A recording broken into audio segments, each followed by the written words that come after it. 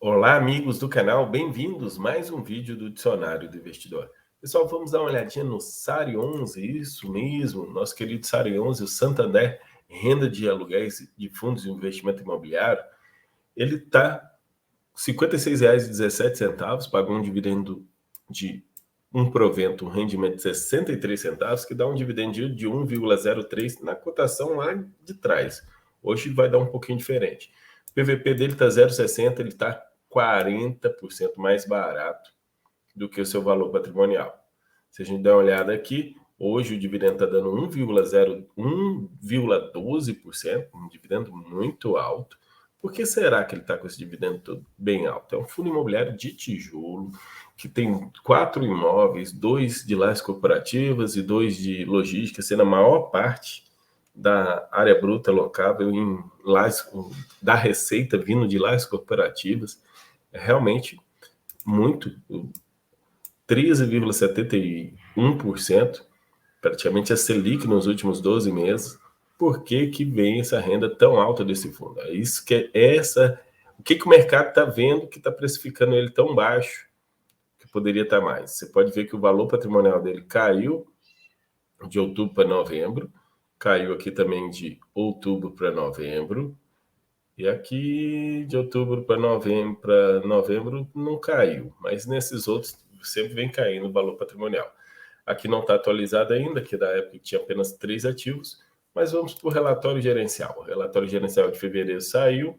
Esse aqui é o principal imóvel do fundo, eu diria que ele é 70% do SARI 11. Os comentários dos gestores falam sobre o 63 centavos por cota, e eles ainda têm um resultado acumulado de 66 centavos por cota. Então, isso utilizou um pouco nesse mês de reserva e vem utilizando a reserva para poder completar e dar esse provento constante. Quanto ao portfólio de imóveis do fundo WT Morumbi, foi assinado um novo contrato referente ao 7º andar, de 1.542 metros quadrados, 60 meses. Essa transação, o fundo reduziu para 11,13% a sua vacância com lajes corporativas. Eles ainda, considerando tanto os valores remanescentes das multas dos locatários que desocuparam os imóveis, como resultado do fundo de 66 centavos por cota, a expectativa de rendimento mensal para 2023 permanece entre 60 centavos e 64 centavos. Um bom rendimento nessa cotação que está atualmente. As nossas posições de FIIs, o IPCA de fevereiro foi 0,84, resultado que deve impactar positivamente o dividendo das nossas carteiras nos próximos meses. Os fundos imobiliários que ele investe é tudo de papel e tudo indexado ao IPCA. O valor de mercado da cota no dia 28 de fevereiro foi de R$ 60,99, uma valorização de 1,23. Mas como a gente viu aqui, né, voltando aqui, hoje já está R$ 56,17, caiu bastante. Já chegou a 36 mil cotistas, muita gente comprando fundo de tijolo com 1% de dividendo. Se a gente olhar da onde vem a receita, e aqui a gente presta atenção, 47% vem do principal imóvel que ele tem na carteira, o WT Morumbi. 36% vem de receitas financeiras. Receitas financeiras, eles falam, são as receitas dos fundos imobiliários que eles investem e também o caixa que está rendendo na renda fixa. O imóvel de Santo André, 6,3% da receita, 5,6% é o Work BL e Barueri, 5,1%. Participação de cada imóvel. Quando a gente olha aqui, o WT Morumbi, tem, em termos de área bruta locável, ele é menor que o imóvel de Santo André, mas é porque ele é um imóvel de logística é diferente de imóvel, quando a gente olha para a área bruta locável, é diferente de imóvel de escritório, mas a gente tem que olhar de onde vem a receita, 47%, enquanto o de Santo André é só 6,73%, então esse fundo basicamente é lajes corporativas. Aqui os inquilinos, bastante inquilinos, né? O maior inquilino é o Brookfield. Se eu não me engano, teve um inquilino que saiu no começo do mês, mas não está ali no nome da lista. IGPM, correção de 69% dos contratos, IPCA 22,7% e MPC 8%. A ocupação em lajes corporativas tem 88,7% e a ocupação dos galpões logísticos 100% ocupado. O vencimento dos contratos, grande maioria está vencendo em 2027, mas tem um pouco em 2023 e um considerável aqui em 2024. Revisional dos contratos, 2023, muita revisional, 51%. Esse ano. Aqui é a estrutura de ativos. Por que é legal ver essa estrutura de ativos? Para você entender que, se você olhar aqui o informe mensal e tentar entender, só olhando o informe mensal, a alavancagem, que a alavancagem nada mais é de você pegar aqui, pega o total de passivo e divide por total de ativo. Ele tem 898 milhões de ativo. Aí, quando a gente vai olhar os passivos dele, dá só 30 milhões. Então, Kiko, 30 milhões dividido, não tem quase nada de alavancagem. Seria sim, mas a questão é que na estrutura aqui, ele não investe diretamente no WT Morumbi, ele investe nesse Fundo de Investimento Imobiliário TM.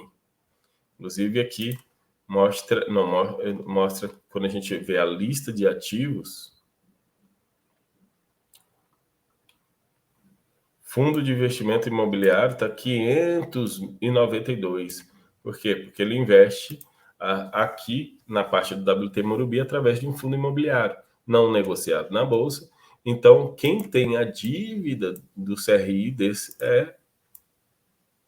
quem tem essa dívida é esse fundo. Então, se a gente quiser ver o tamanho da alavancagem, a gente teria que olhar no informe mensal desse fundo aqui. Aí tem lá o CRI WT Morumbi, mas eles explicam aqui, né? A dívida do CRI WT Morumbi é de 313 milhões de reais. Então, vamos prestar bem atenção nessa composição da carteira. 991 milhões imóveis, 145 milhões fundos imobiliários, 77 milhões renda fixa.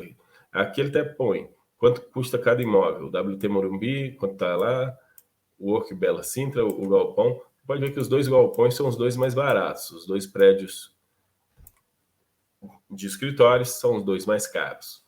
Aí as aplicações financeiras, como eu falei para vocês, são as cotas de fundos imobiliários e são as LFTs, que é Tesouro Direto, Selic, tá investido. E as obrigações a pagar tem mais 31 milhões que estão aqui. E as obrigações do WT Morumbi, que dá 312 milhões 603. Aí a gente tem 653 mil, aí a gente tem o patrimônio líquido de 868 milhões de reais. Então, se a gente olhar por essa maneira, a gente vê, poxa, ele tem essa alavancagem. Como é que ele vai pagar essa alavancagem? Olha, já sabemos que ele tem 221 milhões que podem virar liquidez mais rapidamente, né? Não é tão fácil você sair vendendo fundo imobiliário, mas se caso ele precise, mas como é que é essa alavancagem? Essa alavancagem, ele está explicando bem aqui. Inclusive, eu vou abrir esse outro, já a gente dá uma olhada. A estrutura de aquisição da WT Morumbi em conjunto com o imóvel, assumimos o CRT WT Morumbi. A operação é indexada ao IPCA, a remuneração é de 6%, a IPCA mais 6%. O pagamento de juro é mensal e as amortizações mensais seguem a taxa já definida. De dezembro até outubro, amortiza 0,75%. Em novembro, amortiza 6,15%. Dessa forma, totaliza aí uma amortização de 10% ao ano. Então, eles estão pagando essa amortização de pouco em pouco. Aqui tem um pouco... Aí, por que eu cliquei aqui? Porque aqui fala diretamente do CRI. Eu vou só mostrar essa parte aqui para a gente não prolongar muito. Aqui mostra o que ele já pagou. Esse CRI foi pago. Liquidado, liquidado, liquidado. Aí nós temos aqui os não iniciados. Então, agora, todo mês ele está pagando aqui, ó, 5 milhões, 5 milhões, 5 milhões. E vai diminuindo porque é um percentual em cima da dívida e a dívida vai diminuindo. Mas quando chegar lá em novembro, ele tem que pagar 46 milhões. Em novembro ele tem que pagar 46 milhões, mas como a gente viu aqui, ele tem 77 milhões de caixa. Então tá tranquilo para novembro desse ano. Ano que vem, aí depois continua. 5 milhões, 5 milhões, 5 milhões, 5 milhões, 5 milhões. Chegar em novembro do ano que vem, ele tem que pagar 41 milhões. Aí ele talvez vai ter que vender os fundos imobiliários para poder complementar isso. Ainda não está precisando fazer emissão, vocês estão me entendendo? 2025, vai lá, chegar lá em novembro, ele também vai ter que pagar. Agora já diminuiu bem, os fundos imobiliários também têm. Então, provavelmente, assim, ó, continuando assim, é lógico que ainda falta muito, mas nos próximos 4 anos, para pagar essa dívida, o Sariose não tem que fazer nova emissão, principalmente abaixo do valor patrimonial. Olhando o resultado contábil, a gente nota aqui que ele paga os CRIs aqui. Despesa com juros dos CRIs é aqui, a amortização não vem aqui, porque só vem aqui a parte dos juros pagos mensalmente. A amortização é tirada literalmente do PL do fundo. Então, mês a mês ele pagou os juros e a amortização é tirada do caixa, do PL do caixa.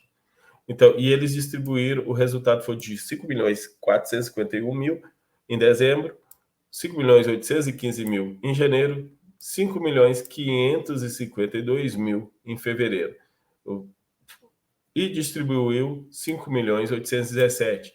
Teve que utilizar 262 da reserva para poder fazer a distribuição. Mas como vocês viram, ele está com praticamente uma distribuição de reserva. 5 milhões lá eles têm de reserva guardadas. Aqui, 63, eles já deixaram que a guidance deles vai ser de 60 a 64 centavos nos próximos. A média de negociação diária é de 1,5 milhão, muito boa, essa média de negociação diária, dá para um grande investidor. E aqui os dois imóveis, né? Dois imóveis de escritórios. O WT Morumbi, lá na Avenida das Nações Unidas, é um baita triple A, né? Baita imóvel. E tem o Work Bela Sintra, que já é bem... praticamente 9 vezes mais barato que o outro. Participação 100% e está 0% de vacância. E os dois imóveis de logística. Em Santo André, muito bem localizado, e o outro em Barueri, também muito bem localizado. Esses dois imóveis de logística. Então, ele tem um bom portfólio, apesar de ter apenas 4 imóveis, uma concentração muito grande num imóvel só.